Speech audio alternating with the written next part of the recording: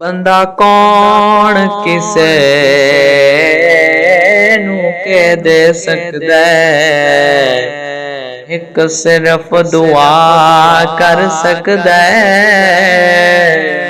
ਹੋਵੇ ਸਜਣ ਜੇ ਸਜਣ ਦੇ ਰੂਪ ਅੰਦਰ, ਸਾਰੀ ਉਮਰ ਵਫਾ ਕਰ ਸਕਦਾ।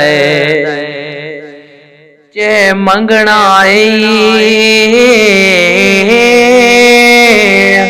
ਉਸ ਰੱਬ ਤੋਂ ਮੰਗ, ਜਿਹੜਾ ਅਸਲ ਅਤਾ ਕਰ ਸਕਦਾ।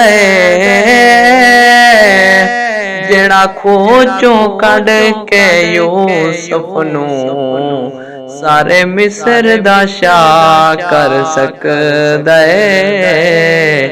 ਜਿਹੜਾ ਖੋਹ ਚੋਂ ਕੱਢ ਕੇ ਯੂਸਫ ਨੂੰ ਸਾਰੇ ਮਿਸਰ ਦਾ ਸ਼ਾਹ ਕਰ ਸਕਦਾ।